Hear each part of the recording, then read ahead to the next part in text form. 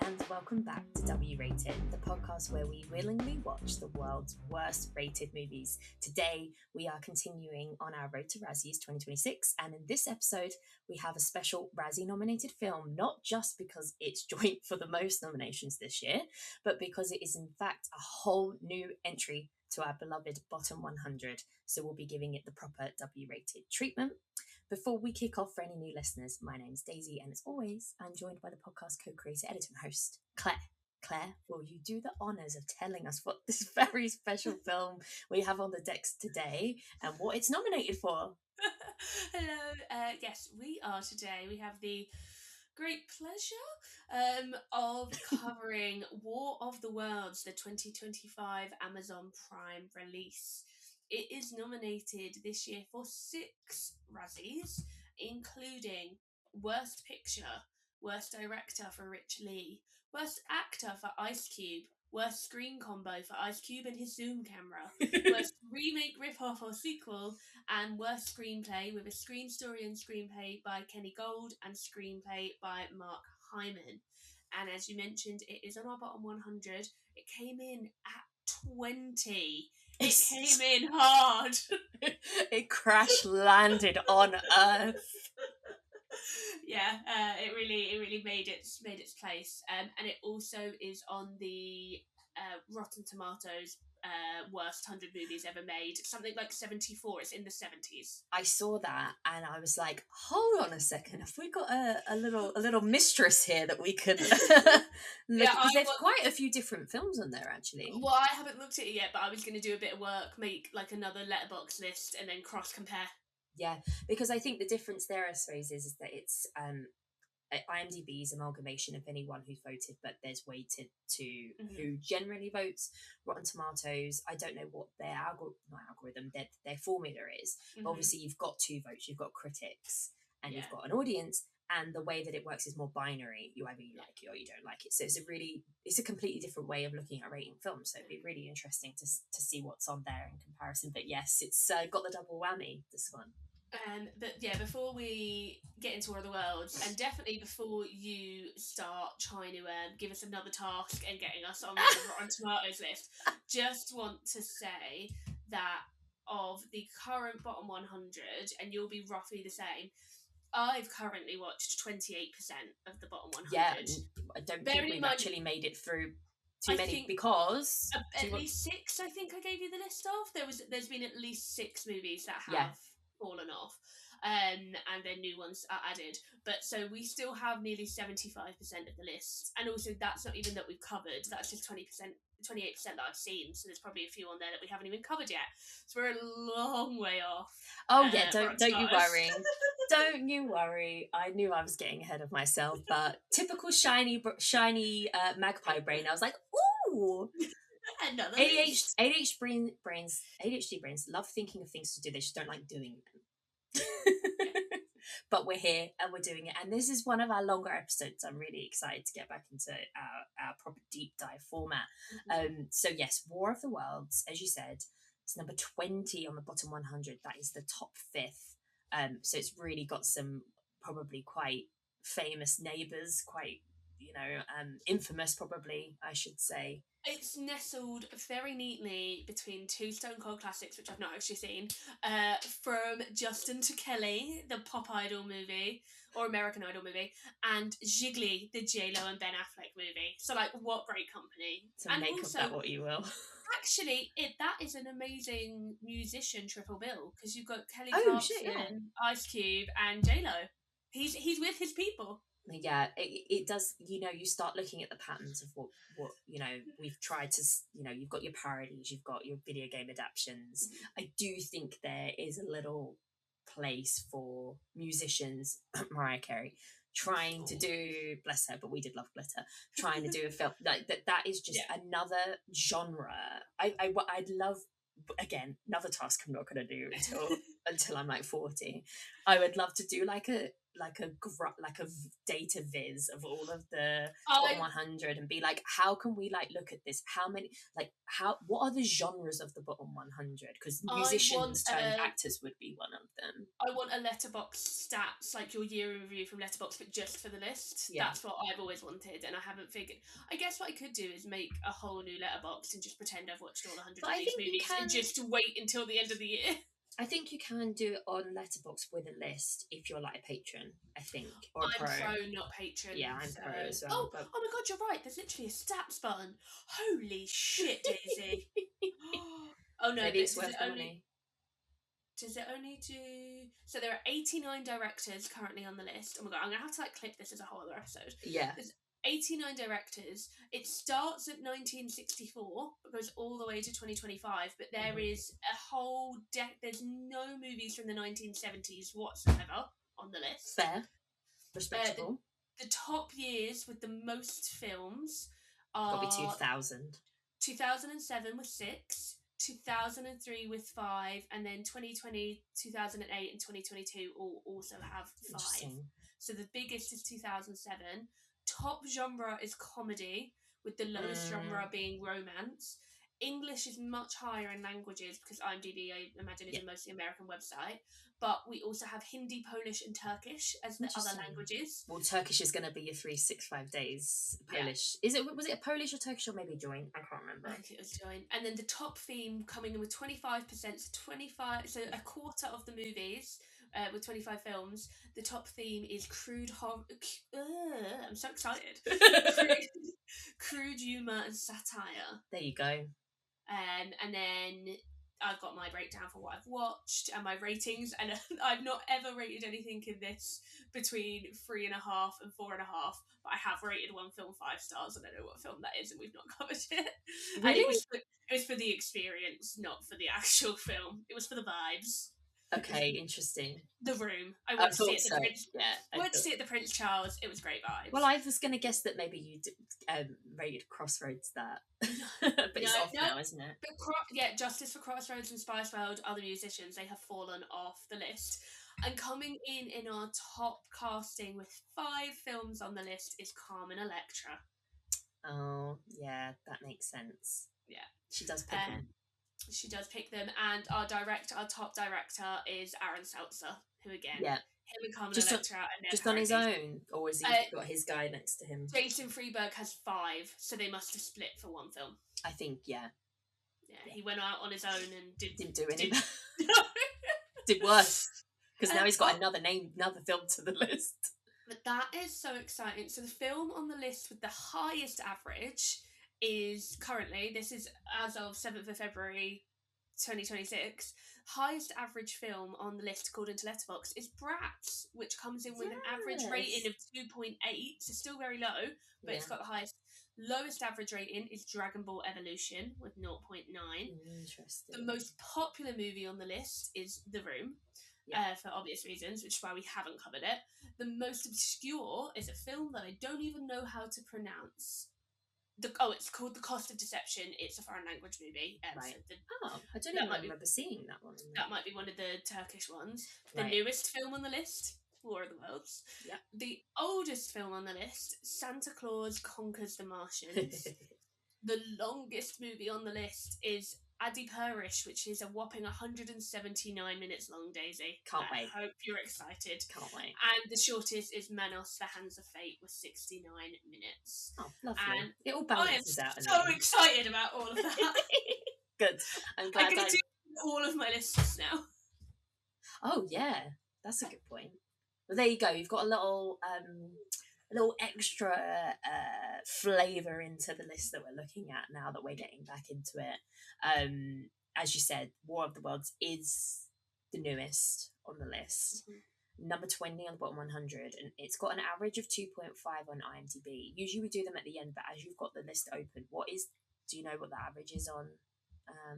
So 2.5 out of 10 on IMDb, and then it would be out of 5 on Letterboxd. The average is 1.0. Right, so it's lower on Letterboxd, so it's like 2 out of 10. The curve is this, and then whoop. The curve is a roller coaster drop. Yeah, and then like there's a few brave souls have given it 5 stars, Excellent. 333 people have rated it as fans, including a man called KJ and someone called Abby. Abby rated it 5 stars. It And is said an experience, which we'll get into. peak. There we go.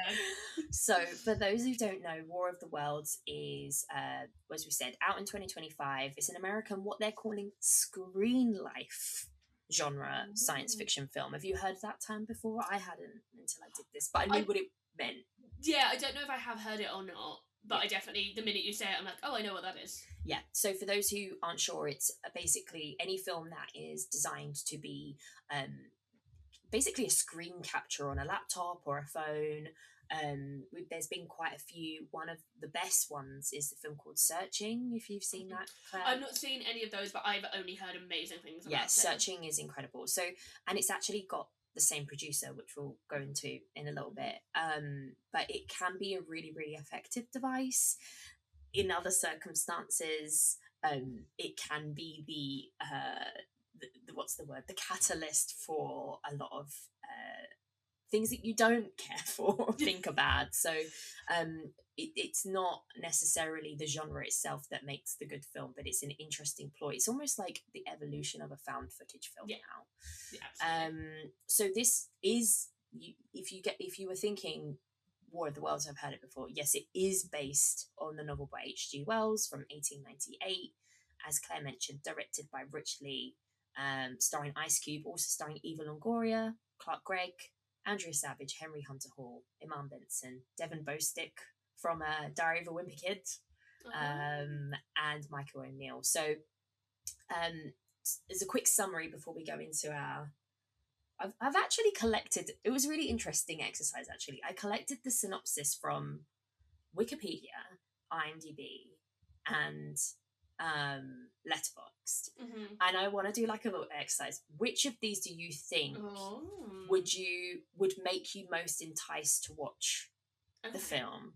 So the first one: a colossal invasion of Earth is coming in this off-kilter take on the legendary novel of the same name, filled with present-day themes of technology, government surveillance, and privacy.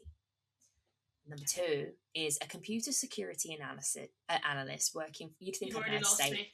Do you know what the funny thing is? You said, you've lost me. I was about to say, you'd think that I know how to say the word analyst. I am one.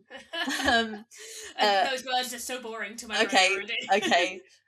We'll leave that there then. And then the third one is, Will Radford is a top analyst for Homeland Security. Okay, so you prefer the Wikipedia one then?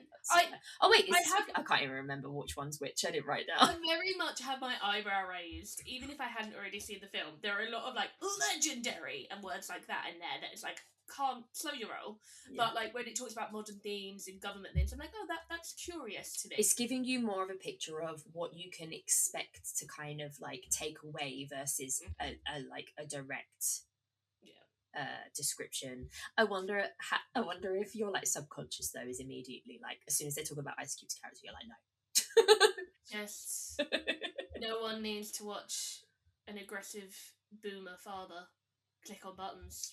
I will complete the last one, as it is the most descriptive for people who haven't watched the film. We will be going into spoilers, but if you're not interested in being as much of a masochist as we are, which most of our listeners aren't, but they do love listening. Will Radford, played by Ice Cube, is a top analyst for Homeland Security who tracks potential threats through a mass surveillance program until one day an attack by an unknown entity leads him to question whether the government is hiding something from him and from the rest of the world. Dun dun dun. And again, that makes it sound like it's like a crazy conspiracy movie. There's no... It tries to be. No. So, before we talk about what it is, what did you think it would be like? You hadn't seen it before, I had.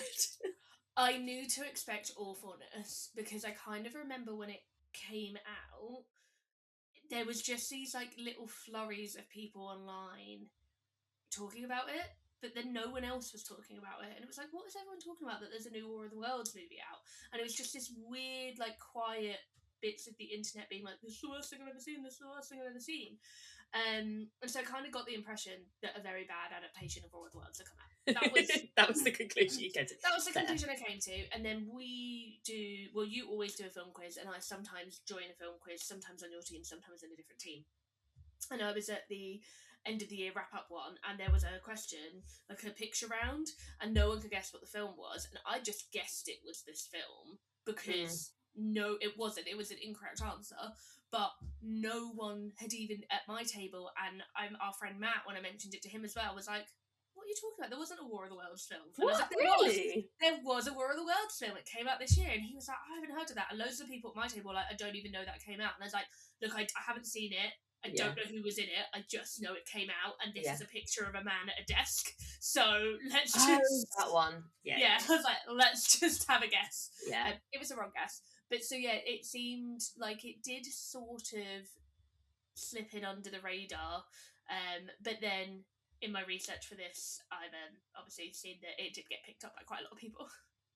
Yeah, it was. Yeah, we had the same sort of discovery of it, so to speak. I think because I have a little routine of every week when the top, like, I'm obsessed with lists, like, people get it, right? Every time that the top 100 popular IMDb list refreshes, I like to look at the trailers for anything new that's coming in. And I'm also find it really interesting as well when, like, old films come in. A lot of the time it might be someone who's died, or it might, or the other times it's like something's come to Netflix. So it's interesting to know, like, obviously what's popular. And I definitely watched the trailer for it and was like, that's interesting. Forgot about it. And then one day came home from work and Stephen was like, do you want to watch that really bad War of the Worlds film? And I was just like, how do you? Yeah. Yeah, I really do. And again, I think it's just clips and stuff on the internet being picked up. I think that I probably saw quite a lot as well. But it was so funny because it was like one of the extremely rare / never occasions where Stephen was like, I want to watch what is known to be a bad film out of morbid curiosity. I was like, yes, come into the team. Whereas my partner only knows about it because we were doing this, and didn't realise he loves the original. He has a vinyl copy of, I guess, like one of the original. Cool. So he was like, "What do you mean they've remade it? What?" And he got really like, and I was like, "It's fine. You don't have to be." He was like, "I'm not watching that." I was like, "That's fine." But then when he was over a few days ago, I mentioned it to him, and I was like, because he had seen on my letterbox how badly I'd rated it. He also saw how highly you rated Smurfs, and he went on a 5-minute tangent about what was wrong with you. He got really irate about it. Have you explained to him how I can't give films bad scores? Yeah. Fine. But we had only watched it the night before, so he was like, "What is she doing?" What did I give it? Like a 3? Yeah. Whereas I think he gave it half a star or something. He hated it. I did. The thing is that I feel like once I sit with films, they generally do go down. But my habit is to rate it as soon as I've seen it, because I like to read other people's reviews straight afterwards. And also what I'm like. If I read other people's reviews, then my mind gets changed. Yeah. But yeah, when we were talking about the Razzies, and he's been watching a couple of them with me, I put this on and just clicked like a random part in it, just to be like, I just want you to experience, like. So he watched 60 seconds of it, and he was like, enough. Oh, of this one? Yeah. What's his take on the Steven Spielberg one? Does he like that one? We didn't discuss it, actually. I think he's just a tourist. I'd imagine he probably hasn't seen it.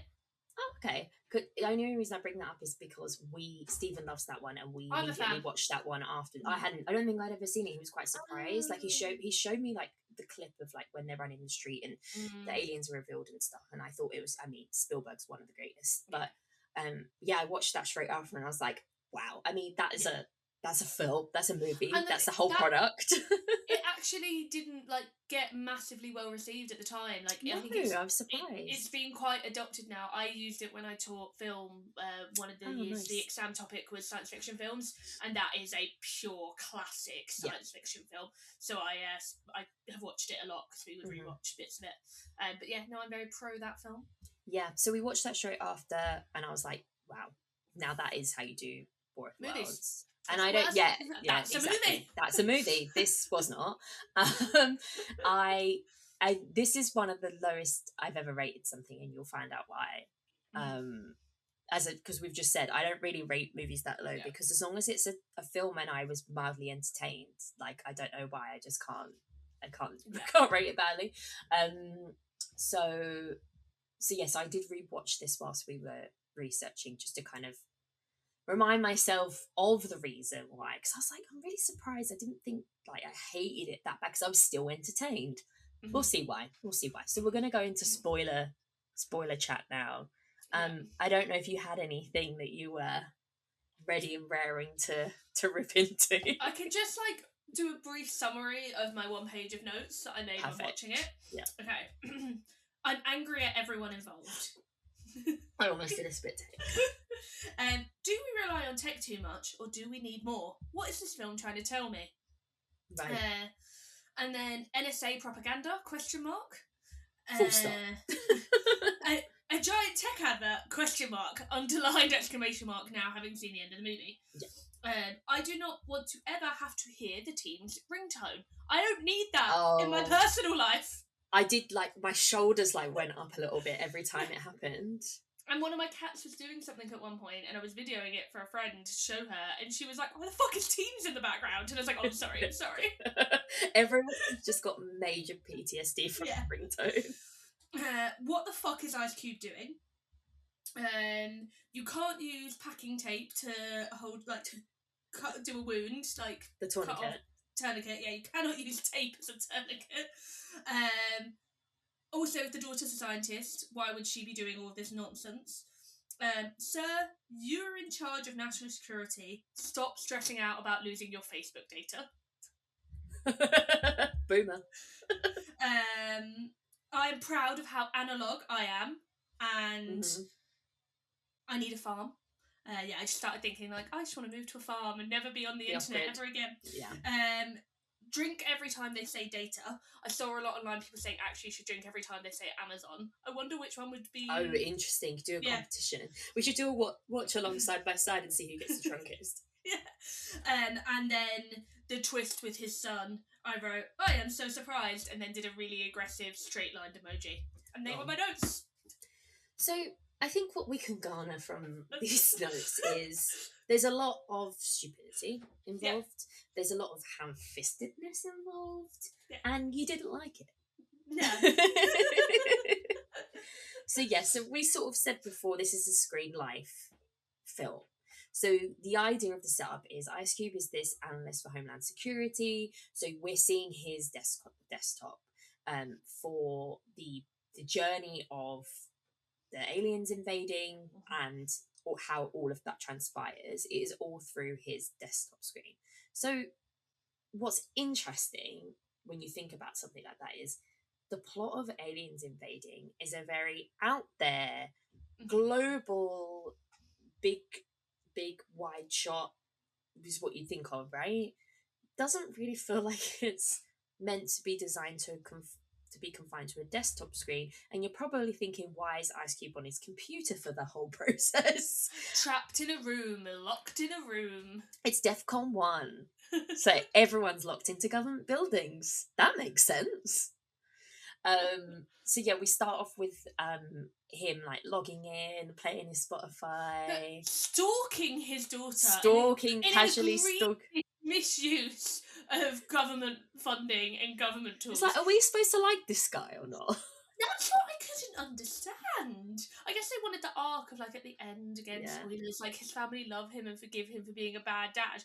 But he is literally stalking his pregnant daughter, her literal movements, to the point that he even watches her through the camera in her fridge. Firstly, why the fuck does your camera have your fridge have a camera in it? Yeah. What kind of world are we living in that fridges need cameras? Yeah. But then in general, like, what kind of man am I meant to be rooting here for here that has no respect for his children's adult lives?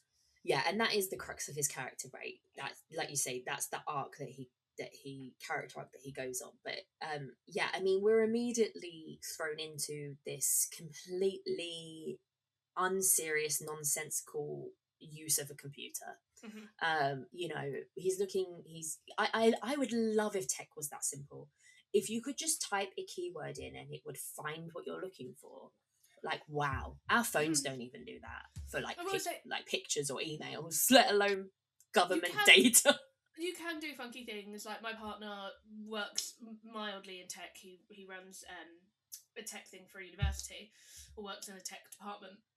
But he has set up So like shortcuts and stuff. Yeah, like he has this amazing one because he works on tickets that he writes in one word and it fills in the whole ticket for him. And I feel like he could do that. I don't know if Ice Cube could. No, I did not get the impression that this man and his typing skills had the right fortitude for the job he was doing. So we are under attack. Maybe there's another reading in that. Maybe I've underestimated him and he had set up all of those shortcuts. However, then you've also got things like, and I suppose he like could have made notes, and it's like, when it's following her on the camera and it's saying all of this stuff. I don't know. It was just a very egregious use of tech, and it's really funny actually. I'm going to skip ahead because I found a Letterboxd review which I was like, Todd gave 3 stars. Interesting choice. Those people that freak out when tech movies don't show tech accurately are gonna lose their fucking minds. And I was just like, yeah, I really, really did. Yeah. There was a particular point, to jump ahead, when he's looking at the aliens and he's gathering data on them. The use of the word metadata almost made me cry. So he's not getting the metadata from the file. He's somehow managing to drag and drop information about the aliens' weight and height and velocity from an image's metadata. Hey, there's a man online that Asian guy online that like guesses how tall people really are. Yeah, but that's using his brain. And the guy that knows where everything is, like geolocated, like he's crazy. But he's like crazy good. But no, Ice Cube was just gone, oh my god, and he's just like looking at all of these aliens and just like clicking and dragging like to make a square, and then suddenly he's got like all of their credentials and like where their mum works and stuff. Like it's like, that's not how it works. I think the bit that sticks out to my mind, because I think it's the bit that I made my partner watch as well, is the Tesla, that he would have security clearance to jailbreak a moving Tesla car and then know how to fuck around with all the settings. And yeah, he just my partner just like lost his mind. He's just like, none of this would happen. I feel like we all have our own hill that we die on for whatever egregious misuse of tech, like representation is in this. But I think the one that annoyed me the most actually was when his friend was being attacked in the street, one of the FBI or whoever they were people. And she was filming her face being like, oh no, but then flipping the camera to be like, the alien, but then flipping back to her thing. I'm like, if I'm being attacked by aliens, I can allow that maybe I'd be holding the phone to my face, or I can allow that maybe you'd switch it like that, but you wouldn't. Sorry for those who aren't watching video, I'm switching my hand around rather. But I find it difficult enough to switch the camera when I'm trying to do it, let alone when I'm being attacked by an alien. I mean, that kind of annoyance is a whole other genre in itself, because we've had this issue since the dawn of found footage films, where there's just no way that someone would frame something like that in that scenario. So it's always an annoyance. But particularly, I think it's one thing to be said for when we were doing the whole digital camera thing, but with phones and how like finicky they are, and it's just totally unbelievable. There could be a laundry list of these things. The way that he could just type in a few words and find out all the hospitals are full. It's just like if tech worked like that, then we'd all be a lot better off. It was also, though, that baffled me as well, because he has to use his government homeland security equipment to find out the hospitals are full. Sir, the entire world is under attack by aliens. Did you not think that the hospitals might be full? Yeah, there's no critical thinking going on here at all, to be honest. Speaking of thinking and emotions, he didn't really have any, did he? His favourite... He utilised capital letters. They portrayed his emotions. My favourite reaction So you've got all of this going on. Like, most people know the story of War of the Worlds, and if you don't, like, just all you need to know, really, alien invasion's going on, right? We've got Ice Cube behind his desk. There's also a side plot, or like the plot that's happening at the time, where there's a hacker that's going to release a bunch of data that oh, hello, cat. That yeah, they're basically going after this guy, kind of Mr. Robot Anonymous kind of dealio, and so he's like kind of doing that at the same time, and that's your setting, right? But he's obviously stalking his kids, and he's making sure they're okay, but all through his desktop, calling FaceTime, etc., talking to Eva Longoria, who's from NASA, who's like, "Hey, have you seen these crazy storms?" And he's like, "Yeah, cool shit." They never explain how she's an amazing family friend either. She seems to know all his children and stuff. Yeah. So obviously his children are out. You said about the Tesla, his pregnant daughter. He gets her in a Tesla on the way to her office, I think, because all the hospitals are full. She or left something her like that. office. She left where she was working on a research project. She's a doctor scientist. She left where she was doing her research to run around outside while heavily pregnant, then gets shrapnel in her leg, and as a trained doctor decides to pull it out, and then starts bleeding out and nearly dies. So yeah, and then gets driven back to where she started from. So I don't know how she got. That was okay. Yeah, no, I don't know where. I don't know if he was driving her to his building. Maybe he was driving her to his building. I think he was trying to, but then he couldn't get out. Yeah. So you've got all of this mayhem going on, and he's trying to obviously keep in touch with his kids. One of them being his son, who's kind of out running around again. And at some point, it looks like his son might have been vaporized or died or something. And my favorite reaction of the whole film, which is meant to be this big moment that, you know, Ice Cube thinks his son is dead, was his reaction was, "Oh, damn." And that was it. And he did a lot of, "Oh." There was a lot of, "Whoa." "Oh." And that was it. That was I'm watching the movie again. I know, right? Yeah, me and Ice Cube. It was just silly. Like, has Ice Cube been? He's done like comedies and stuff, right? Was he any good in those? I read a fair review. So I read a mean review. I think it was on The Guardian, and they like kind of ripped it apart a bit, especially like him and his like "Go Girl, Give Us Nothing." Yeah. But then they did put brackets are like possibly not fair. He has been in a number of movies and TV shows and has done some good work. So, but he's not done it in this one, so it's irrelevant. But again, I think it's because they felt like they probably made like a real jab at him for being a shit actor, and they're like, actually, it's the film. Yeah. Well, it's him in this film. Yeah. But it's why would you lock someone who doesn't have a whole lot of facial range in an empty room to act against a wall? Oh, there's so many wrong choices here that got to the point of him not doing a great job. Yeah. Exactly that point. It's like the limitations of the way that it's filmed. It was filmed in the pandemic. That makes sense. I remember seeing some. I did try and verify it though, and I couldn't find the original source. But about when he does get up and he basically like throws a chair at some point, and the director was like, or the producer was like, "Whoa, oh my god, this guy."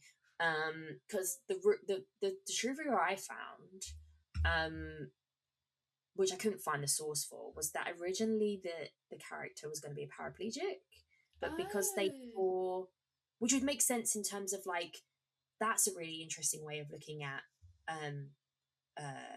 accessibility and being trapped, and this idea of like having to experience things through a computer. It would make more sense of why it is a screen life film, but I'd be dubious to see how they would handle the disability side of things. But apparently, because Ice Cube was so great at throwing a chair, they decided not to do it. But there's no source that I could find that confirms that, by the way.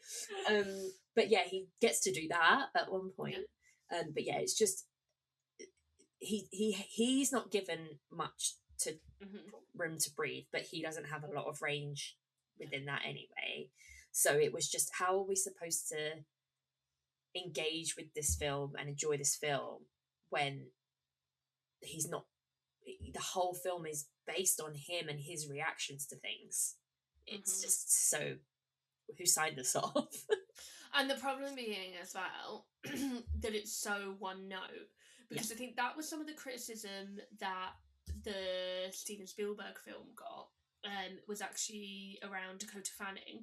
Bless her, she was a young child in the film, and she was given a direction, and she took it, and that direction was to scream and cry and scream and cry and scream and cry. That's what a child would do. So I do remember seeing a lot of criticism about that film, being like, I cannot watch that stupid kid cry anymore. I would have left her with the aliens. And I get it. I'm not a kid person either. But what I would say is the way that that film handles that, like, yeah, she is crying and screaming for a lot of the movie, but they move locations to places where in which she has to be quiet to give us some breaks and give us some shifts and allow things. And the same with Tom Cruise. He's all like, gotta run, and then he's like, gotta stay still. We have shifts and tone and pacing. Yeah. This entire movie is him yelling at a screen for the entire movie, and then he stops yelling for a minute, clicks some more buttons, and then goes, I'm gonna yell again, because he never is in a different situation to let him change his intonation or his tone. Yeah. So we're not left with much. No. to mull over or, you know, chew on. Yeah, I mean, so Ice Cube has been nominated for a Razzie for this. Yeah. It would be hard not to nominate him. Yeah. Because he's so intrinsic to the film and he's itself. giving a bad performance. Yeah. Oh, he deserves it. Sure. He deserves this. I think every single one of these nominations is deserved. Yeah. It's a rare. Maybe they should have given them more nominations. And also, I did laugh when you did the screen combo, because it's just like, we're always like, it's a cop out. They just choose the lead. This one, yes. This is 100% hilarious, because it's not just him.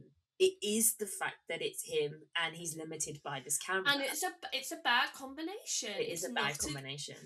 And yeah, so I didn't realise when I was watching it that it was filmed in COVID. I watched it kind of like with limited knowledge, and that was one of the big thoughts in my brain of like, why on earth are we getting this in 2026? Like, maybe this would have been mildly interesting if it had come out during the pandemic.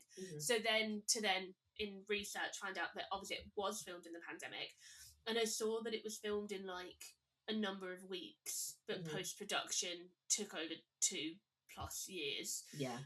Makes a lot of sense. And then I saw, I think it was the Guardian or the BuzzFeed article. Oh, sorry, it's actually a quote from the BuzzFeed article that I've got in front of me, because I really liked how she read it. So it's from Natasha Jokic from BuzzFeed. Probably said that very poorly, apologies. No, War of the Worlds is not bad in a spectacular way, such as Megalopolis, or an offensive way, also Megalopolis. Instead, it is bad in the blandest, most incoherent sense of the word. But maybe, just maybe, it could have worked if it was released in that era of lockdown where we were all drinking too much. Yeah. There's a time and a place for this stuff, and I think, especially, even with it being this level of quality, I think we needed to be in a place for it to appreciate it. And I think our lives, you know, the pandemic was nearly 6 years ago, which is disgusting, how time goes. And it would have given us a little bit more in terms of being able to relate to the situation, that it would have made it a bit more believable. And also people were quite like interested in how, like, I always found it interesting how filming tried to adapt. Yeah. Like in Coronation Street, I don't know if it was in a soap where when they had to kiss people, one soap had them kissing mannequins. So they would have like a mannequin hit, so they'd frame the shot, they'd put a wig on the back of the mannequin. No way. And another one had them kissing their life partners, so they asked their like wives and husbands to come in and wear wigs so that they could do you wear wigs? Will you wear wigs? Yes. But so like that, just from a filmmaking standpoint, was very interesting. So again, like you say, if this had come out, there would have also just been a curiosity of like, how have we been able to make a film? Yeah, and also just respect for, oh wow, they've, you know, despite everything, they've managed to try and do something really interesting. Yet without that wider context of where the world is, it feels not dated, but kinda like we're past that. It feels like something that's trying to be modern with the eyes of someone who doesn't know modernity. Oh God, I didn't even know that was a word that you said like that, modernity. Makes sense now. Yeah, you know, and we'll come on to this idea of like the modern retelling later on. But it's almost like there's still got to be a little bit of, either you have to be really quick and nimble and get it out there in a moment of time, or there has to be some kind of timeless quality to it still in some way. And don't get me wrong, the fact that, you know, we still all use Teams now, we mentioned the ringtone, I think there are elements of the Screen Life production that are good and do work within the limits that they had, and were creative in terms of how do we showcase how these aliens are taking over in this way. So I did appreciate quite a lot of that. I think it was really up against like taking me out of it when the tech wasn't. You know, we all use a lot of tech now, anyway, and you know, even through TV and film, you know, I can't remember when Mr. Robot finished, but you know, we're used to seeing difficult things that happen on a screen be, you know, packaged up in a way that's easy to understand. Like, I'm pretty sure of the hacking and stuff that was going on in there, people who knew how to do that were like, this is bullshit. But when it's really simple stuff, you're going to lose everybody, because everybody's like, that's not how Tesla works. That's not how hospitals work. So I don't know, like, did they dumb it down too much is my question. Did they dumb it down the tech a little bit too much that it just took people out of it? I think it was just also like too much reliance of it, in that in other films, like you say, where there's a lot of hacking and people are like, that's not how that works, there's also often a lot of human elements. So it's like, look, we're just going to gloss over that stuff and like, look at the pretty lady and look at the sexual tension and all of this stuff. It's not the main thing you're focusing on at the end. Whereas this only has the tech.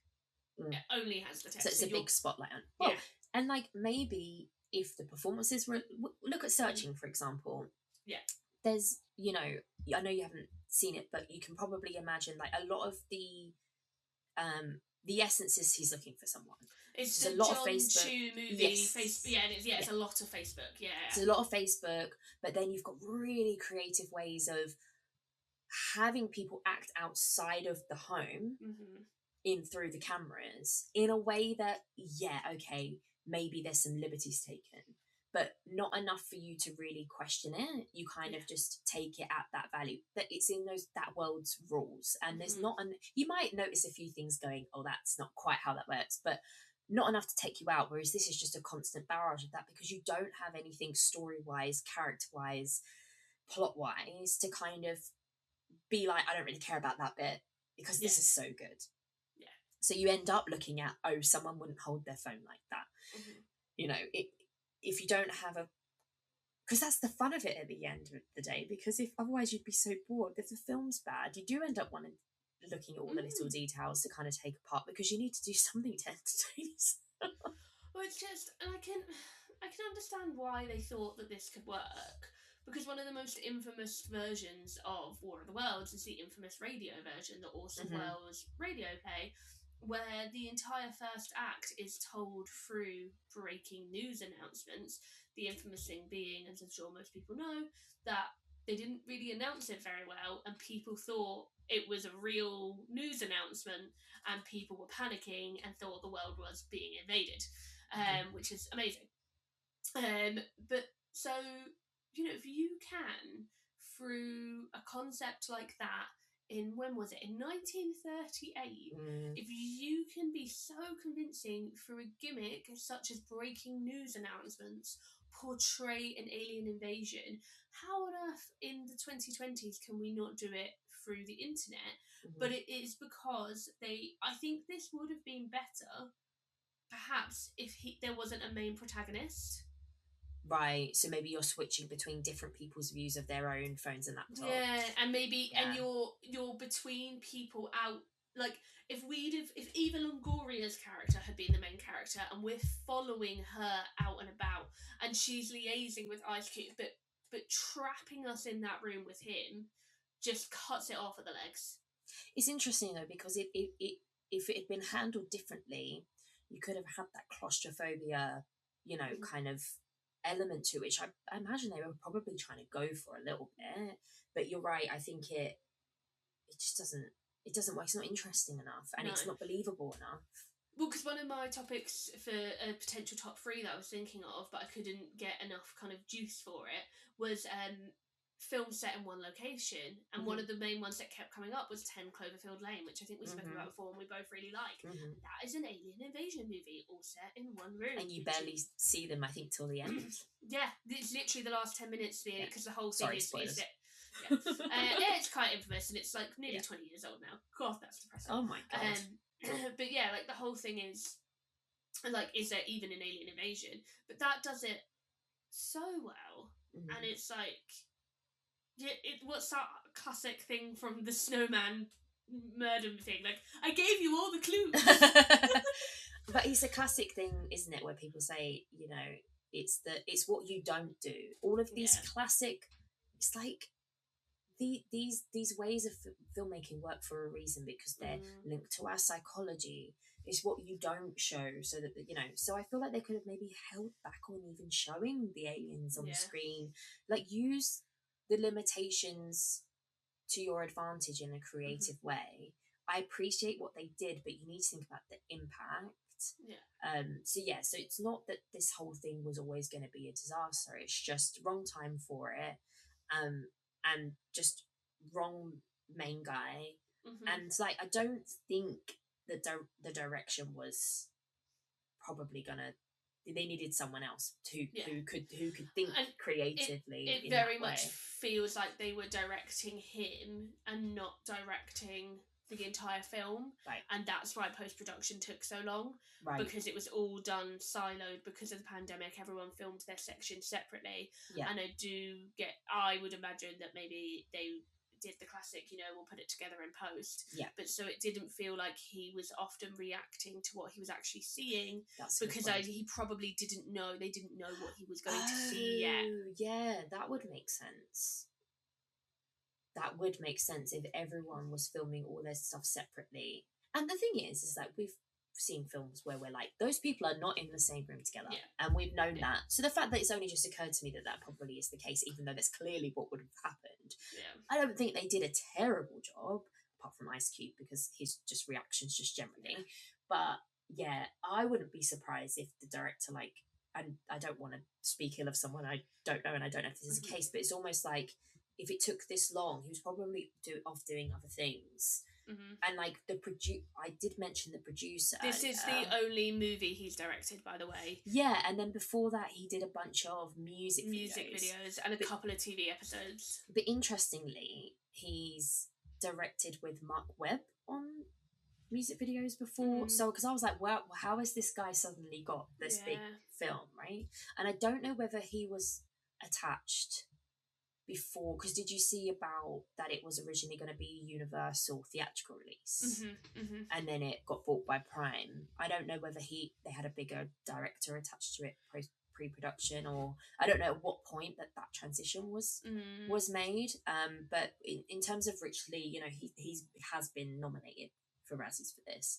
I think he's probably had a really great career as a music video and ad director. He's directed music videos for huge people: Eminem, Black Eyed Peas, Maroon 5. And he also has got like other talents, you know, on Broadway's sculpting and fabricator.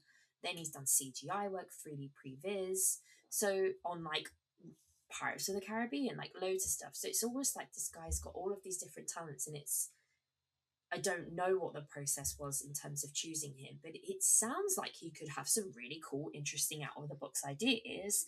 But maybe the directing a feature film element was the experience that potentially was missing to make this cohesive enough. Yeah, maybe. It's just a mess. And then also, did you see?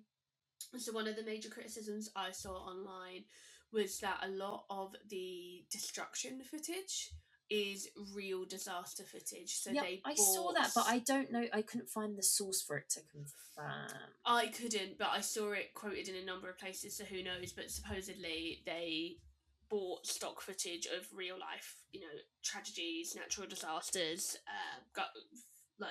warfare attacks, and then just CGI'd the monsters on top of it. Which the other thing I saw about that was that if that was the case, there was also a second part to the story where people who were working on the post-production wouldn't want to use those and would recreate them, but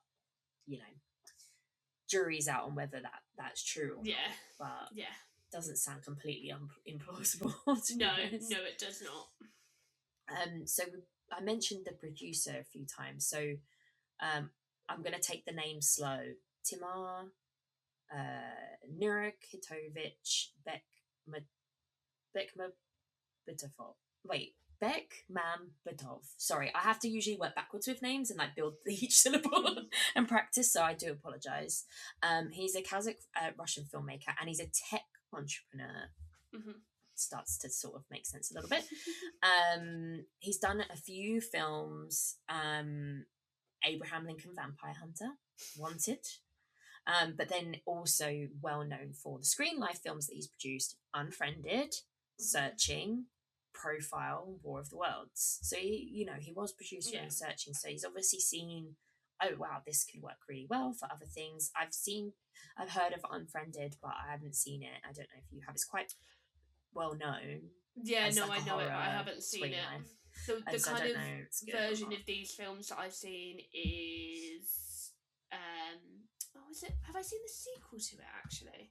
Yes, I've seen the sequel. So it's Unfriended Dark Web. Is the one that I've seen, which was interesting. It's all over like a Skype call, but I thought that they did it well. But because they have everyone interacting with each other, and you can tell that they were actually talking to each other. Yeah. So I think his other ones have had middling to good responses. So he had said about this: if aliens invaded today, how would we experience it? Most likely, we'd be watching it on our phones. In that way, it's kind of a modern spin on Orson Welles' War of the Worlds. Back then, he used radio, the most popular technology of the time, to make people believe the invasion was real. Today, that medium is the screen of our devices. And I wholeheartly agree that was a really interesting way to go. I just think the execution was not good. An unlikable, surly man trapped in a government office is not. Now's not the time to have an American government protagonist you're supposed to be rooting for. No. And I think, I get it because they did that because then he would have the access to all the footage and stuff like that. But part of the plot is that his son is the hacker. And he had no idea. Obviously, saw it coming a fucking million miles away because he keeps having these angry arguments with his son. Like, all you do is sit in your room on video games. You don't have a real life. And his son's like, you don't understand me, Dad. I'm doing important things. And then they're trying to catch this hacker who's super smart and gets away with hiding his identity through various Wi-Fi's and encryption and stuff. And so, when it comes out that his son is part of that circuit of hackers and kind of anonymous type group, it's like, oh, I am so surprised. And also, in my mind, it just solidified that Ice Cube is useless. And why are you making him my protagonist? He is a bad father, a bad employee, and clearly just an all-around moron. The explanation they gave is that he was just bouncing his IP off of his friend's house. Yeah. That's how he couldn't find him. They just, but I think so. When they go and they raid at the start of the movie, when they raid what they think is the safe house. Yeah. They're like, it's another router. They've bounced the thing again, and it's like, would you not have done some the thing where you can see the body temperatures? Would you not have looked in and been they're all morons. Oh my god, just so fucking stupid. So the reason I brought that up is because I was like, oh, that would have been a really interesting other perspective. I feel like even if it was the same characters, the same people, if they'd have done a perspective of Ice Cube's character, the son's character, and then done the hacker separate and not realised they're the same, and then they join up at the end, the daughter and her boyfriend, you could have had such a mix of, well, I'm starting to think of this film called Spree. Have you ever seen it? Yes. Oh, no, it's on my list. I haven't seen it. Joe Keery. Yeah. He's an Uber driver? He's an Uber driver. It's kind of a bit of a modern thriller horror. What it does so well is that it uses live streaming Uber. That feels modern, right? It feels like these are the apps we're actually using, and it mixes up the way that you can follow the story. It's almost like the people still do. If it was just a normal film without that element, it still would have been vaguely interesting. But so what I'm trying to say is they've got an interesting enough story. The gimmick is that, but then the gimmick is part, like it makes it part of it. It's not just an added on thing. But that's fine because the producer for War of the Worlds said, "Here's the reason why I'm doing this." Fine. So we've got the same elements so far. The difference is that that character lives in that world, and we tap into the different cameras that are around him to follow him on that journey, and we switch between different characters' perspectives, but we do focus on him. Whereas this is just like, no, we're chaining the character to the gimmick. Whereas you could have, the guy who's the daughter's boyfriend is an Amazon Prime delivery driver, which we'll get onto. His is probably just going to be his phone on his dock while he's driving, and there may be some Ring doorbell cameras. Like that would have been a really interesting. Because the thing is, the producer's like, oh, it will be through our phone screens. That wasn't what you did though. You did it through a desktop. It would have been but then on the flip side of that, we see Ring footage camera on YouTube videos. We see them on the news now. Like, so it's almost like expand what you again, it's not, he's not quite in the modern era that he thinks he is. So I would have liked to see a version where we actually follow these characters through the cameras that are naturally around them. That probably would have made it a little bit better. I like that. Just trying to think if there was anything else. Do you want to do your Amazon rant? Oh yeah, the Amazon thing. So you know that his character only got added when Amazon bought the film. So I, we all are all used to product placement at this point. And then we've obviously got the adverts that come in halfway through to show you the platform you're already on and watching.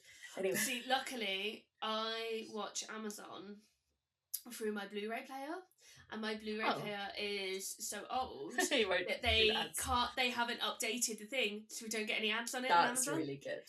So yeah, because Tristan hates watching anything on it because it's quite laggy and slow, and like it doesn't have the best sound and stuff. But apart from Amazon, because he's like, I can't do with the adverts, we'll watch it on the Blu-ray. So we're kind of used to it. It's a little bit take with a pinch of salt. Like it's you move on. Okay, he's an Amazon driver. It's owned by Amazon. Like fine, but it gets so in your face to a point where it actually becomes really disturbing, in my opinion, in a specific scene where they mention it a few times, but it's not like crazy. It's just that's his job, right? So okay, we've bought into that. Toward the end, they need to fly a USB stick to Ice Cube.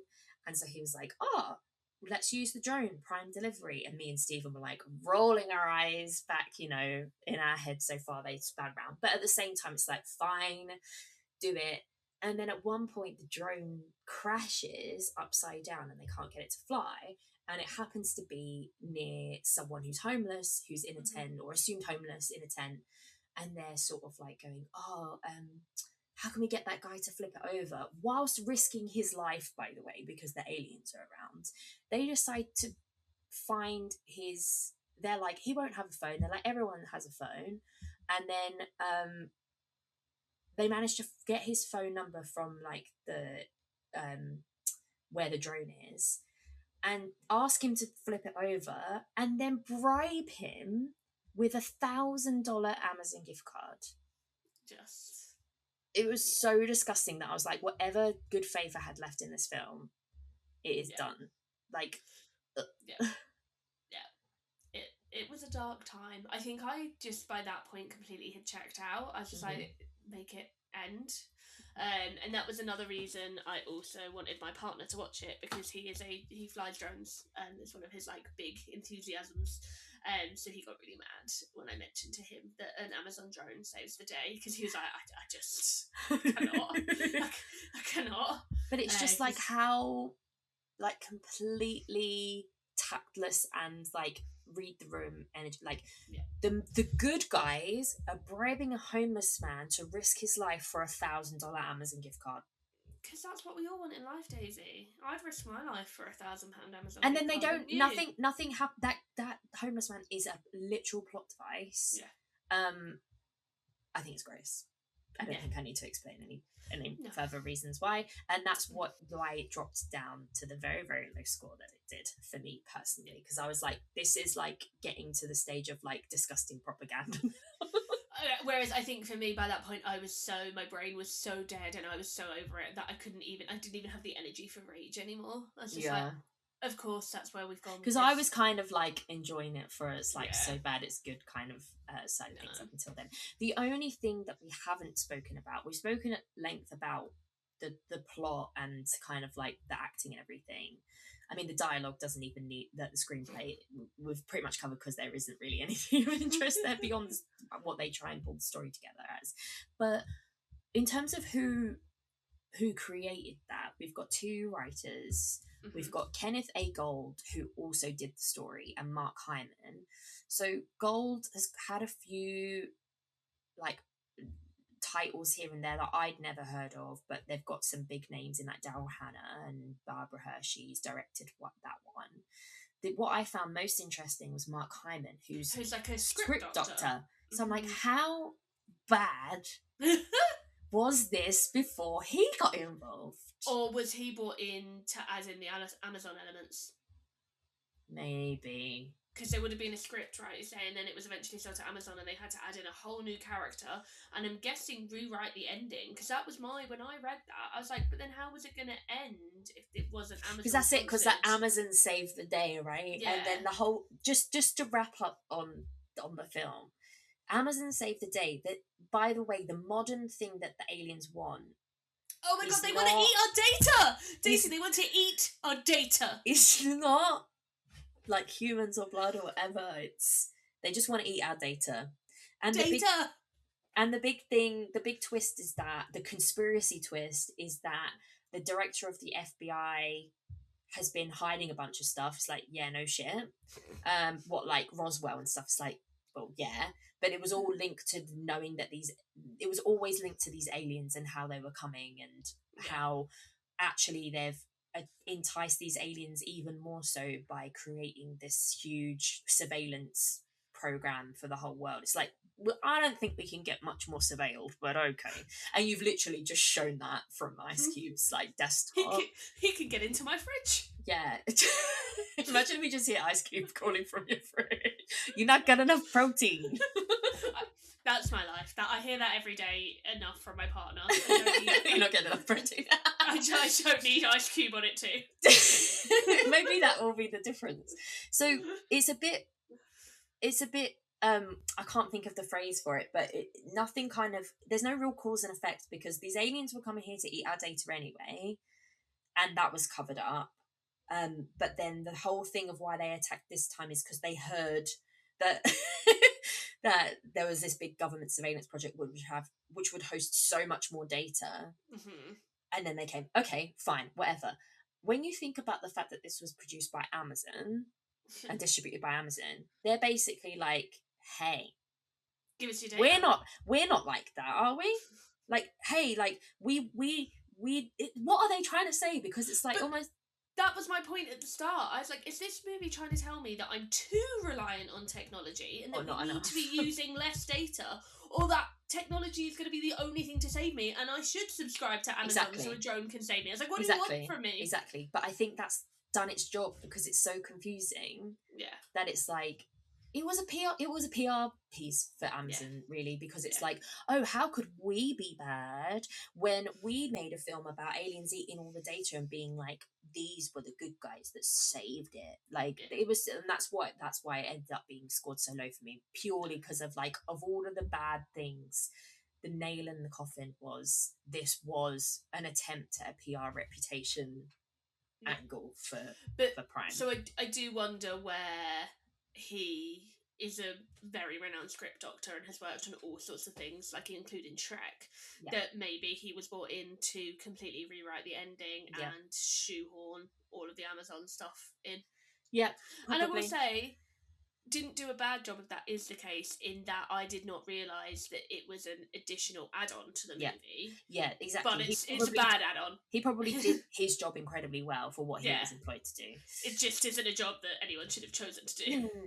So that's kind of, I think that kind of wraps it up from what I have to say about it. But I also did want to share that I asked Stephen what his reactions to this was, and I think I put him on the spot a little bit because he was just thinking about it for a while. And I was like, look, if you don't have anything to this, he's like, no, I just can't believe we watched it.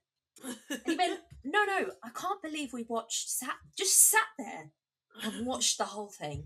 I was like, that's perfect. Clip it and ship it. I was like, that's exactly the sentiment I think a lot of people will have. I cannot believe I just actually spent my time watching that. I think that was, again, I think it was probably the Guardian article I read that said a similar thing of like, streamers nowadays only count, like, you have to only watch it for 5 minutes. Is that official 5 minutes? I think Netflix is 8 minutes. I'm not sure what Amazon's is. But it's definitely, some equivalent. And so they were saying, like, everyone's saying they've seen it and it's so bad, but they're like, how many people actually got to the end? How many people actually? But, I mean, we'll quickly go back to then the Razzie nominations, and I think we're in quite an agreement. So, worst picture, I believe it's a big yes from me. Yes. Yeah, I've not watched all of the nominees, but I'm just saying right now. It can't get worse than this, sure. Worst director for Rich Lee, yes. Yes. Yep. Worst actor for Ice Cube, yes. Worst screen combo, Ice Cube and his Zoom camera, yes. It's the only time I'm ever like, yes, for like the combo. Worst remake, ripoff or sequel, yes. Yes. And worst screenplay, screen story and screenplay by Kenny Gold and screenplay by Mark Hyman, adapting or destroying the classic novel by H.G. Wells. Yes. We've not even finished all of the films. Like, I think I'm almost halfway through all of the nominees, but I can just outright say yes to all of this. I will be thoroughly surprised if anything is as bad as this. Yeah, because it's not a film. It's just like, I'm just looking at a fake desktop of someone going, damn, my son just died, damn. But I'm gonna hysterically cry at losing some photos my wife uploaded on Facebook. That's the one last thing I was going to say about the stupid use of tech, is the way that the Facebook data dissolves rather than just becomes unavailable. And the way that the voice message from his dead wife, which we didn't even mention, basically does the whole record thing when it goes like this, when it's like destroyed and destroyed. It's so stupid. It's so dumb. As someone who worked at Meta, though, had nothing to do with any of that world of it, that is not how that would happen. So we spoke about the product placement from Amazon that, to no one's surprise, was incredibly panned by critics, particularly the fact that they used the drone to save the day. Brian Tellerico of Roger Ebert gave it 0 out of 4 stars, considered the constant promotion of Amazon truly morally icky. And I have to agree with that. You've already mentioned that the movie's entered the Rotten Tomatoes list of 100 worst movies of all time. And the film, I don't know how did it get some theatrical review releases then? Because it said it grossed $5 million worldwide. Maybe someplace in the world. I'll little Google while you continue. So on Rotten Tomatoes, it had a 4% from critics and a 20% from audiences. I guess it's so bad it's good crowd. Critics say stranding Ice Cube in an inept screensaver with wall-to-wall product placement, War of the Worlds will make audiences consider giving peace a chance instead. And audiences say to some, War of the Worlds is a branded empty package. To others, it's a sci-fi guilty pleasure treasure that proves the old adage right. Makes sense. It's an average of 6 on Metacritic. The highest rated I found on Metacritic was a 20 from Ed Power at The Telegraph, who said, it is silly, shoddy, and features far too much of rapper turned leading man Ice Cube staring at a computer screen while looking as if he's working through a reasonably urgent digestive ailment. Like a heat ray in reverse, it leeches all the fun out of what should be an epic tale of alien invasion. And a middling review of the set was a 10 from David Fear and Rolling Stone, saying, This War of the Worlds isn't bad or even so bad it's good. It's a secret third thing, a hodgepodge of shoddy CGI and dead-eyed reaction shots from Ice Cube that make you feel like you can identify individual brain cells mid-death cycle. I couldn't find anything about a theatrical release, so yeah, I don't know where Interesting. that. And then just quickly on Letterboxd, a few of the ones that I loved. I've already mentioned about the people not liking the tech accurately represented. Seth's reviews gave it a 1, saying, "Oh, this is fucking diabolical. Must watch stuff. Can't believe this actually exists." Levi gave it half a star. Said, "Literally kicked my friends out after they made me watch this. I feel physically sick. I'm not even kidding. Every aspect of this movie is possibly the worst execution I've ever seen. This is one of the worst movies I've ever seen. I wish I could be funnier, but I'm exhausted. Boo to this film. Roger rules." Which is a little Diary of a Wimpy Kid nod there. Backlewin 123 gave it a half. "For our billionaire overlords, there's nothing more frightening than the concept of losing all of their collected data about you, so they can't sell you shit you don't need." And lastly, I think I've looked at this one actually. Matthew Lewis gave it a 3. I think I already shared. Oh no, Todd gave it a 3. That was the tech one. So Matthew Lewis gave it a 3. As weird as this may sound, though, I have some genuine respect for this film. This was obviously made during the pandemic, and I think this might have been received a bit better had it been released during it. Because as shocking as this may sound, the pandemic is becoming more and more a distant memory for a lot of us. I think more people would have been on board for this silliness whilst we were all suffering through it, and I have to agree. Yeah, no, completely agree with that. Oof. So what are you going to rate it, Claire? Oh, I gave it a 1 star. it was a 1 from me. Have I finally rated something worse than you? Yeah, I just don't know if I've ever given anything a half a star to the point that, like, I'm not sure if I even realised that you can, kind of thing. Yeah, I've given it half purely for the moral ickiness that someone else... yeah. That was it, really. Otherwise, it would have been a so bad it's good for me. But I'm gonna quickly sort all of my films by rate, or just see if I've ever given anything a half yeah, star. it was the morally reprehensible homeless gift card stuff. I've given a number of things a half star, so I was clearly feeling generous or forgetful, including Cats, which yeah, I mean I really didn't like Cats, but half a star feels harsh. Well, now we haven't covered Cats yet, but I'm trying to.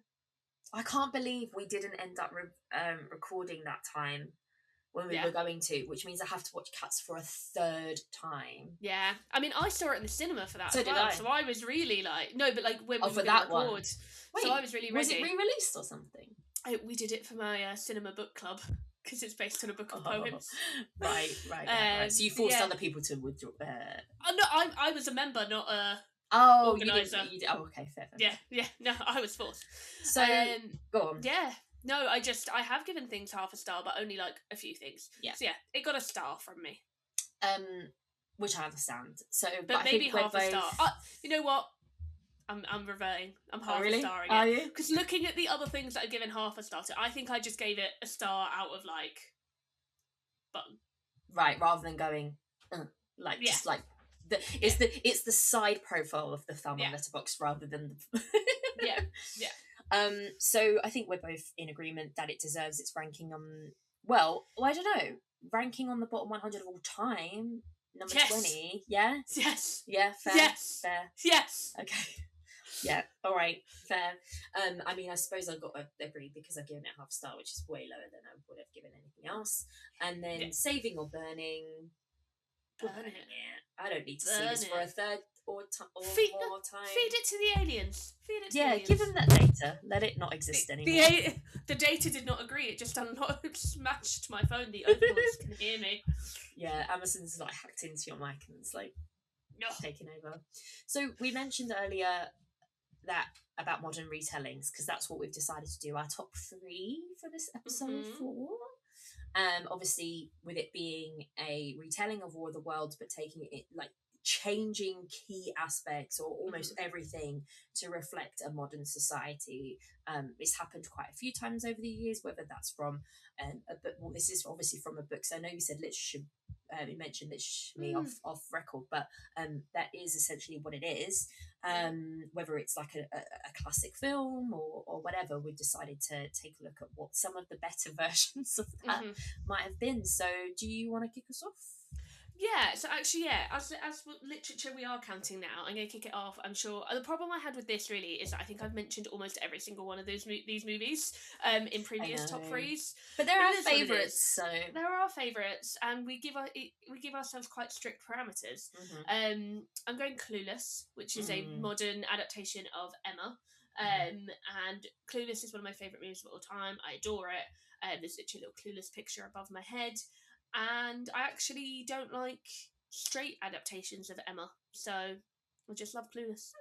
I've never read or watched I've not original read it, Emma, but like, I straight watched the adaptation. Anya Taylor-Joy, which was quite a tongue-in-cheek. It was a modern traditional adaptation. It was traditional dress and thing, but very tongue-in-cheek and modern in other ways. But I didn't care for it. That's interesting. So it's more about what Clueless has brought in and of itself. It's its own thing with the bones of Emma. That's what you've enjoyed.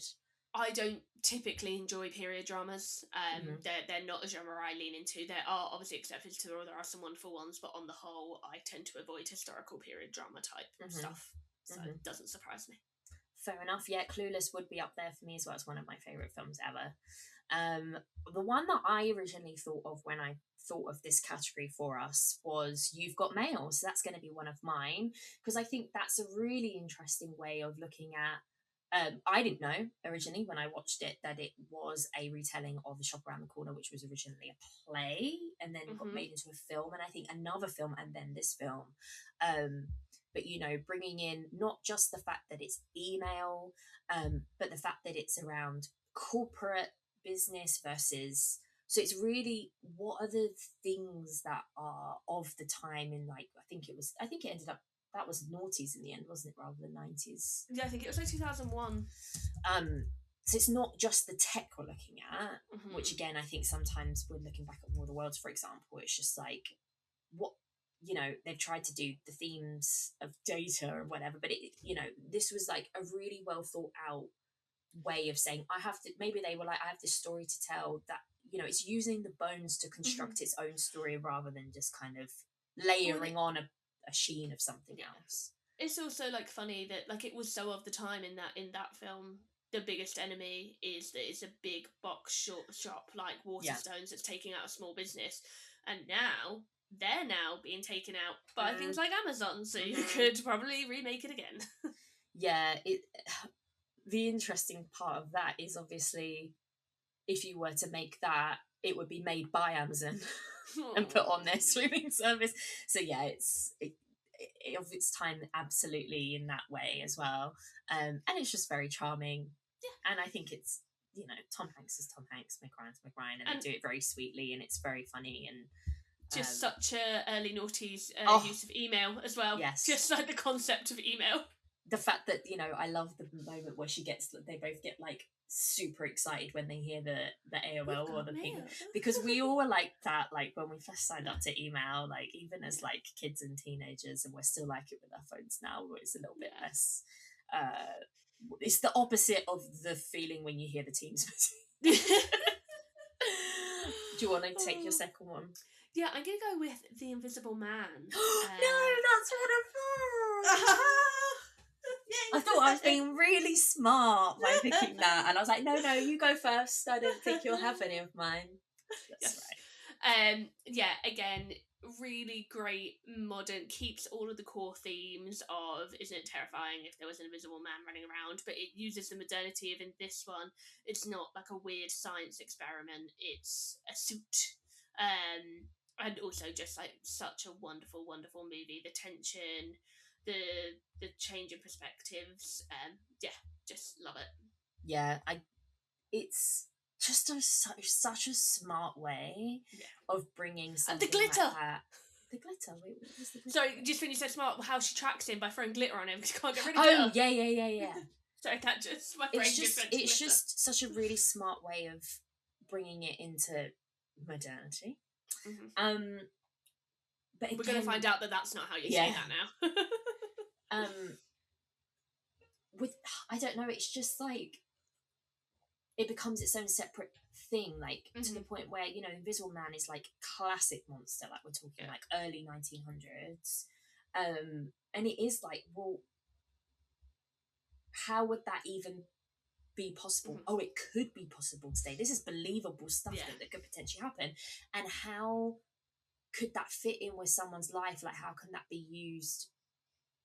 What's the modern horrorness of that, which is an abuse and stalking situation? And it's not just the abuse and stalking, it's the framing, like that she, like, because whenever I think about it, like being gaslit and stuff like that. And I think of the restaurant scene is obviously the most famous scene. God, yeah. Just the horror of that, because no one would ever believe you.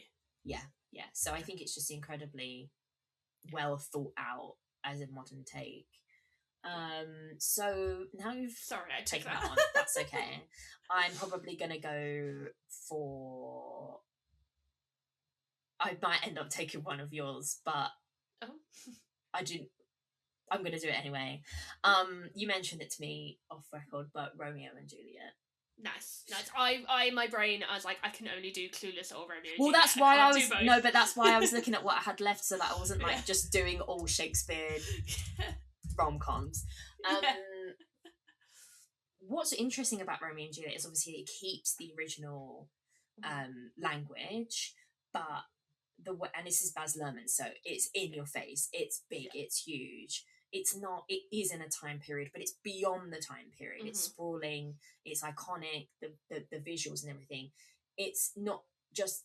It's modern. It's postmodern retelling because it's not of the modern time. It's something else. Yeah, it's completely timeless. So like, when is this? Like, it's set in the 90s, but it really isn't set in the 90s. Yeah. It's a whole other world, and I think it's an amazing way for people to enter the original classic text and understand it in a completely different way. And I remember, I don't know if you had the chance in English to watch it in school, but we did. And then as an English teacher, I showed it to many students. Good. Because it's using the multiple senses of saying, rather than sitting in a classroom setting going, Shakespeare said this, what did he mean by that? You can watch how it plays out in person in a way that's not just because there's been something similar. I think it was Ben Wheatley or someone like that did a different Shakespeare, and it was modern and it was set in real time, and I think it was using the same language, but it wasn't adding the visual conceptuality to it on top. There's so many different layers that you can look at it to try and access what's being said and represented. One of the best ways that I liked when I was teaching English was using it to show the abuse of Juliet by her father, like that he's an abusive father, and the scene where he's like throwing her around on the floor and hitting the mum and the maid, the nurse, and because the students are often on the page weren't getting the anger across. So that was such a wonderful way to be like, no, like this man hates her because she is his property and she isn't allowed to have a say. And so it just brings it to life. I'm going to see it in the IMAX next weekend for Valentine's Day. Very excited. Well, the day after Valentine's Day. And everyone still remembers those like iconic costumes, like Mercutio is like Mercutio's death is one of the best deaths on screen. It's incredible to the point where I was watching Lost because the actor in it is in it, and I was just like, hold the phone, I think I know this guy. And it was from that, like it was so, like I said, like timeless, beyond modern. It was its own thing. It's Baz Luhrmann, but I mean, if you're gonna look at a modern retelling of something, I think that springs to mind for a lot of people. So that's my second one. I approve. Thank you. Okay, so for my last one, I'm gonna go for A Star Is Born. Oh, interesting. Nice. I really loved that film. I really did. It was very moving. And I think, that's been remade multiple times, but I thought it was really, again, just a really good modernised version with all of the awards talk, with the billboards, with the glamification of Gaga's character, with suddenly she has to have the hair dye and the glitter and the glam, but he fell in love with her because she was raw talent. But she doesn't mind the glitter and the glam, but obviously then he's falling apart. And also the social media element of the thing that happened, like where he is drunk and wets himself at the awards show. you know, in the 50s, everyone in the room would have known about that, but that would have been an urban myth. Whereas in modern times, every phone in the room is out and it's televised. So yeah, I really like that film. I think it's a great remake. It doesn't take anything away from the originals. I think it just brings in new, modern, fresh perspectives. It updates it for an audience, which is often the point. And I think that's a good point, is that you don't even, it is its own thing. It's so strong of its own. It's not just, hey, have you seen The New Star is Born? Like, I don't know, and it may just be because of the release dates in terms of previous adaptations and how popular they are with people, but I think it's a generational thing, right? So each generation has their A Star is Born, and you know, the songs from this Star is Born have been solidified, particularly Shallow, in pop culture. And I think, you know, Bradley Cooper directed that, right? Yeah. It was his directorial debut. Directorial debut, incredible. I think he did a great job, but Lady Gaga is, you know, and like her stripped If back. there's one person in the room. Yeah.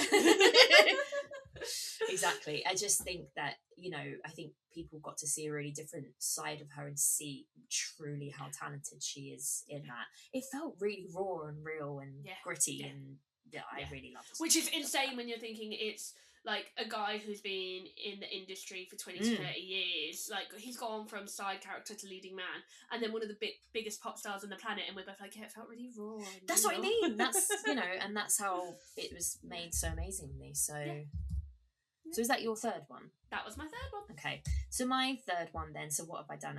You've Got Mail, Romeo and Juliet. So I will do, I know it's another Shakespeare, but it's more of a chick flick. Not that I love that phrase, but Shakespeare. It's got to be She's the Man. Oh, I thought you were going 10 Things I Hate About You. It was the other option, but She's the Man cinches it for me. I love 10 Things I Hate About You, but She's a Man is so, like, it's just ingrained in my brain so much more. Just in terms, whereas it's the opposite way for me. I love She's the Man, and I do, but it's lower tier for me. But I think it's the difference in our ages. And I think the reason I chose it for this one as well is because I do see the modern retellingness of it and play out a little bit more here. Yeah, you know, she's. She dresses her brother to go to a soccer camp, like soccer academy, and it's all they go to Red Lobster, I think. Do they, or am I mixing that with Easy A? They do go to a lobster they go shack, to, I think. Yeah, they go to something like similar, like, you know, it feels teen movie. It's got Channing Tatum. It's got Amanda Bynes sticking a tampon up her nose. It's just, and she's so great as like with the guy in the wig. She's brilliant anyway. It's got fantastic people in, and it just feels like, oh, I'm watching a teen flick, like a really feel good, funny thing. Oh wait, it's Shakespeare. Like, it's as soon as you go, oh, this is based on Shakespeare, and you didn't realise, I think it's a fantastic job. Just bringing that story into that space. I don't think I need to say too much about it. I think most people who know the film love it, but if you haven't seen it and you're sort of chalking it up to a bit of like a teen flick, then like give it a watch. I think you'd be surprised how funny you find it. I think it's more of a mainstream comedy than you'd expect. Yeah, I need to give it. It's just been a really long time since I've seen it, whereas I rewatch 10 Things regularly. But I've been on a kind of Amanda Bynes thing recently. I've just happened to be watching a lot of stuff about her or with her in, so I feel like it feels appropriate for me to give it a little rewatch. Yeah, I think I have your DVD of it. Do you have my DVD of it? Yeah. That might make sense, because I was like, I feel like I have that on DVD, but okay, I'll bring it to the office. Oh wait, but you're not going to be in the office. I'm in the office on Thursday. Okay, I'll bring it on Thursday. Because I was like, I have this DVD, I'm pretty sure it's Clare's. That would make sense. There you go. I used to have it on DVD. Yeah, now you can have it back. So honourable mentions from me. Literature, the other one was Little Women, the Saoirse Ronan. Yeah. But then I was like, it kind of is very it's not as modernised. Modern, yeah. West Side Story, which again wasn't really, it was just another retelling of it. I didn't feel like they massively modernised it. And The Parent Trap. But I don't really like the original, so I don't know again. I haven't seen the original. So I've seen bits of it and never liked it. So again, I wasn't sure how much it had been. But that does feel quite modern, because it's like very 90s camp. Yeah. You know, California. And the flying of the planes and the camping. But what I really learnt from this particular top three is that I don't really like a lot of remakes.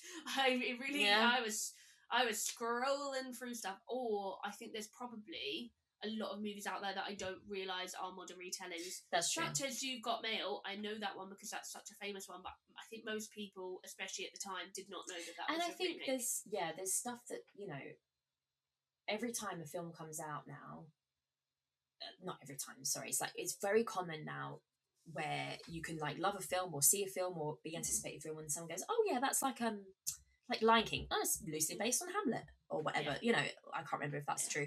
That's King Lear, I think. So it's like, oh, I can't remember which one. You know, so it's all these things where you don't necessarily realise whether it's new or old. But I think, the ones we've sort of discussed today are like when they've taken something pretty iconic and well known and they've completely made something new out of it that's iconic in its own right. So I think there's some really nice films in there. I had a couple of honourable mentions. Easy A, which I mentioned, I think is based on Scarlet Letter, but I'm not familiar with the original story, and that's very go on.